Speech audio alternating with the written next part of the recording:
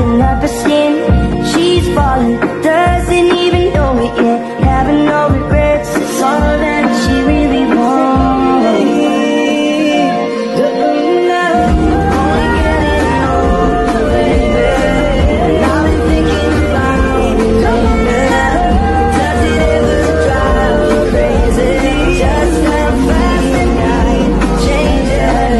Assalamualaikum dan salam sejahtera. Saya Hanif akan memulakan perbincangan ini dengan bahagian pengenalan.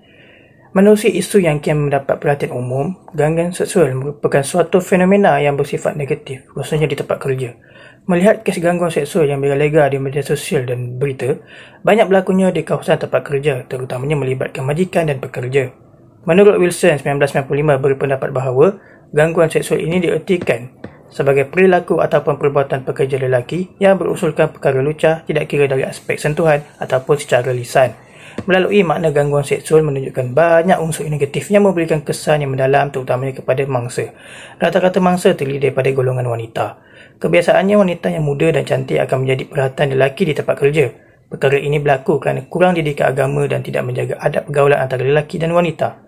Di Malaysia tidak diberikan dengan jelas berkaitan undang-undang khusus yang memberikan takrif dan kawalan ke atas salah laku perbuatan gangguan seksual di tempat kerja. Tambahan pula, Kementerian Sumber Manusia Malaysia berusaha untuk melindungi mangsa gangguan seksual dengan memperkenalkan Kod Amalan Pencegahan dan Pembasmian Gangguan Seksual di Tempat Kerja 1999, Kod Amalan, sebagai rujukan bagi mencegah perbuatan yang mengundang kepada perilaku manusia. Menerusi pendekatan yang proaktif untuk menangani isu dan permasalahan pada gangguan seksual di tempat kerja ialah dengan mengamalkan intervensi berasaskan teknik Solution Focused Brief Therapy (SFBT). SFBT merupakan pendekatan kaunseling yang memfokuskan kejadian yang berlaku pada masa kini dan ada hubungannya dengan kejadian yang akan berlaku pada masa akan datang. Perkara ini akan menolak keadaan masa lalu individu dalam memastikan proses isu dan masalah itu dapat dikenal pasti. Solution Focused Brief Therapy ini mementingkan kaedah penyelesaian secara langsung yang terus dihubungkan dengan mengambil faktor-faktor masalah yang masih belum diselesaikan dalam kehidupan seseorang. Seterusnya, saya akan menghuraikan isu dan permasalahan yang menjadi fokus utama dalam kajian ini, iaitu kesan gangguan seksual terhadap mangsa serta persekitaran kerja. Pertama, dari segi kesan gangguan seksual terhadap mangsa, kesan yang paling ketara ialah kesan psikologi. Gangguan seksual boleh meninggalkan trauma yang mendalam kepada mangsa sehingga menyebabkan tekanan emosi, kehilangan keyakinan diri dan penurunan motivasi. Keadaan ini seterusnya menjejaskan kestabilan emosi mangsa dan memberi kesan negatif terhadap kesejahteraan mental mereka. Selain itu, gangguan seksual juga memberi kesan fisiologi dan fizikal. Antara kesan yang dikenal pasti ialah gangguan selera makan yang boleh menyebabkan masalah kesihatan seperti gastrik, sakit perut dan penurunan berat badan. Dalam situasi yang lebih serius, mangsa berisiko mengalami gangguan pemakanan yang menjejaskan kesihatan fizikal secara menyeluruh.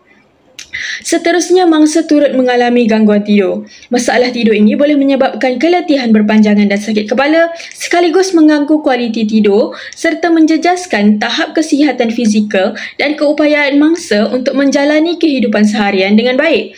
Selain memberi kesan kepada individu, gangguan seksual juga memberi kesan kepada persekitaran kerja.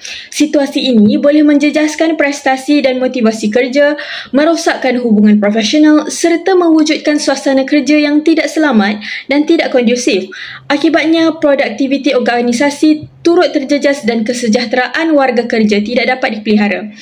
Banyak kes gangguan seksual di tempat kerja tidak dilaporkan kerana mangsa terperangkap dalam kebimbangan terhadap tindak balas organisasi yang tidak serius selain berdepan masalah tekanan sosial akibat rasa malu dan takut menjadi bahan sindiran rakan sekerja. Faktor kesukaran membuktikan jenayah yang bersifat subjektif ini ditambah pula dengan kerisauan terhadap keselamatan kerjaya, termasuk risiko disekat kenaikan pangkat atau diberhentikan kerja, memaksa mangsa untuk berdiam diri. Akhirnya, gabungan impak negatif terhadap emosi dan fizikal serta ketiadaan sistem pembelaan yang teguh menyebabkan mangsa memilih untuk mengabaikan trauma mereka demi kelangsungan hidup di tempat kerja. Assalamualaikum warahmatullahi wabarakatuh. Saya Nurdiana binti Muhammad Saleh, nombor matrik P158578 akan membentangkan mengenai kajian lepas. Berdasarkan kajian lepas, gangguan seksual di tempat kerja didapati memberi kesan psikologi yang sangat besar kepada mangsa. Kajian Nielsen MBD 2024 menunjukkan mangsa mengalami tekanan emosi, kebimbangan dan rasa tidak selamat. Malah ada yang menyalahkan diri sendiri serta terperangkap dengan trauma. Di sinilah SFBT dilihat sesuai kerana ia tidak memaksa mangsa menceritakan trauma secara mendalam, tetapi membantu mereka fokus kepada langkah pemulihan ke hadapan. Kajian Foni Hutagalung dan rakan-rakan 2025 pula mendapati gangguan seksual meningkatkan tekanan kerja dan menurunkan kepuasan kerja. Melalui SFBT, mangsa dapat belajar mengurus tekanan dan membina semula keyakinan diri. Selain itu, kajian Aaron dan Tarshini 2023 menunjukkan ramai pekerja wanita tidak sedar bahawa mereka sebenarnya mengalami gangguan seksual. Mereka cenderung berdiam diri dan memendam perasaan. SFBT berperanan sebagai pemerkasaan kerana ia membantu mangsa mengenal pasti kekuatan diri dan keberanian untuk mendapatkan bantuan. Kajian meta-analisis oleh Vermeulen, Oscom dan rakan-rakan 2024 pula membuktikan SFBT berkesan mengurangkan kebimbangan, kemurungan dan tekanan emosi serta meningkatkan daya tahan dan harapan masa depan. Pendekatan ini juga selamat untuk mangsa trauma. Akhir sekali kajian Putri dan rakan-rakan 2023 mendapati SFBT mampu meningkatkan kestabilan psikologi dan membantu mangsa berubah daripada rasa tidak berdaya kepada lebih yakin dan berkeupayaan. Secara ringkas, semua kajian ini menunjukkan bahawa gangguan seksual memberi kesan psikologi yang serius dan SFBT terbukti menjadi satu pendekatan kaunseling yang relevan, menyokong dan membantu proses pemulihan mangsa. Assalamualaikum warahmatullahi wabarakatuh. Nama saya Nurhanis Afifah binti Harun, nama matrik P157336. Dalam Solution Focus Brief Therapy ataupun SFBT, kaedah yang digunakan oleh kaunselor adalah yang pertama dengan menggunakan kaedah Miracle Question. Miracle Question adalah di mana kaunselor akan mengajak klien untuk membayangkan keadaan masa depan tanpa dibatasi oleh masalah semasa.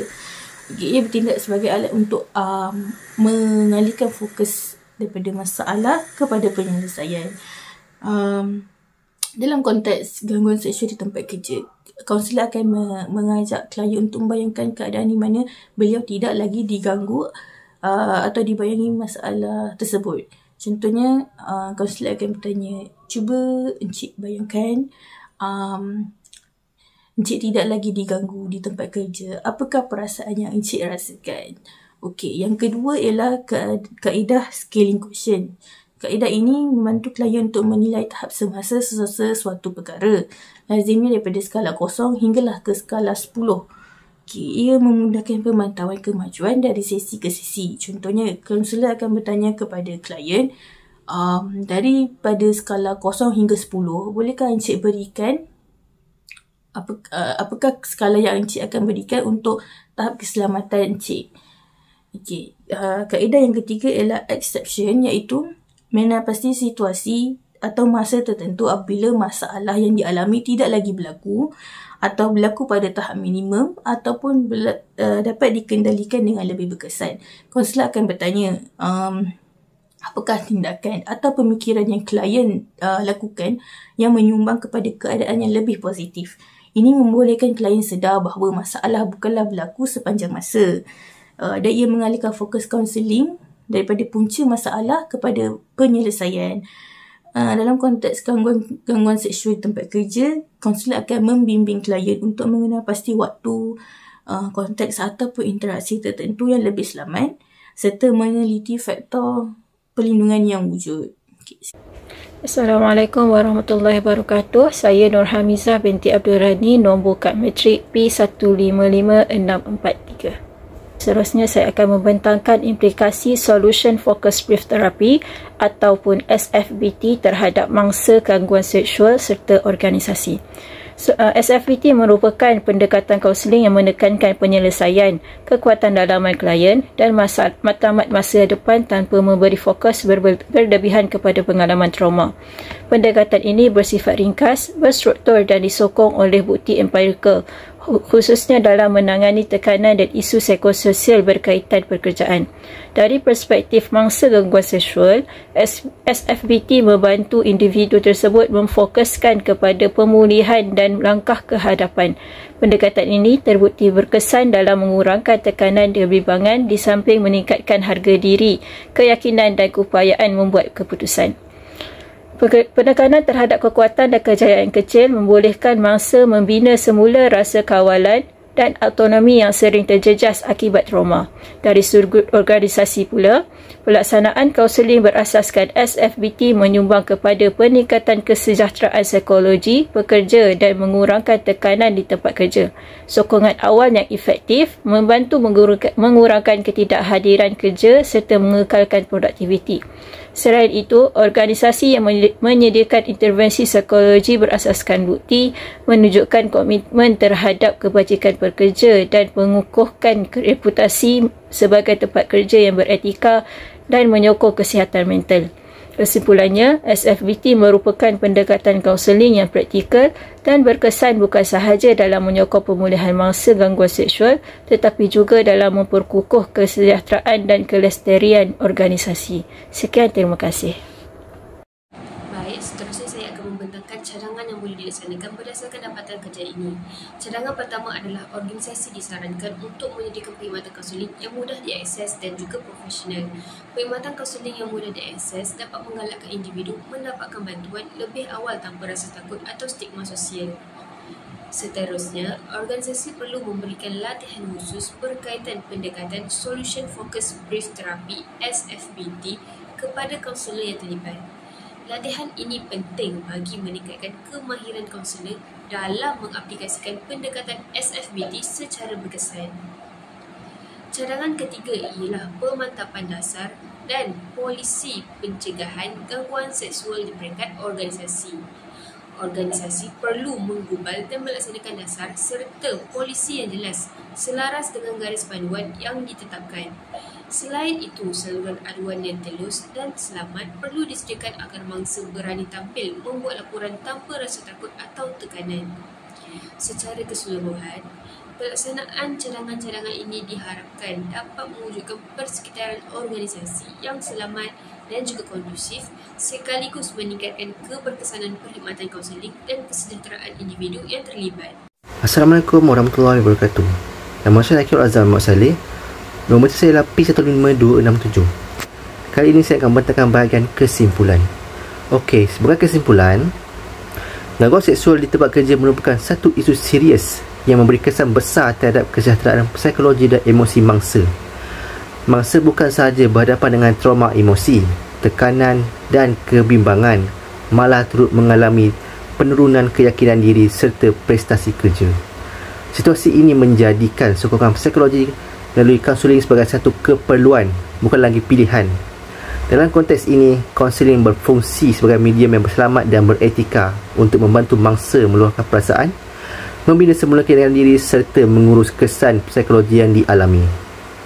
Pendekatan Solution Focused Brief Therapy atau SFBT dilihat sangat sesuai kerana ia tidak memfokuskan kepada pengalaman trauma secara mendalam, sebaliknya memberi penekanan kepada kekuatan dalam klien dan matlamat positif untuk masa hadapan. Melalui teknik ini, pendapatan matlamat kecil, soalan memfokuskan penyelesaian dan pengiktirafan terhadap perubahan diri, SFBT mampu membantu mangsa membina daya tindak yang lebih positif dan realistik. Pendekatan ini juga bersifat ringkas dan praktikal sekaligus memudahkan pelaksanaan dalam konteks organisasi. Secara keseluruhannya, intervensi kaunseling berasaskan SFBT bukan sahaja membantu pemulihan individu, malah turut menyumbangkan kepada pembentukan perkhidmatan kerja yang lebih selamat, sihat dan produktif.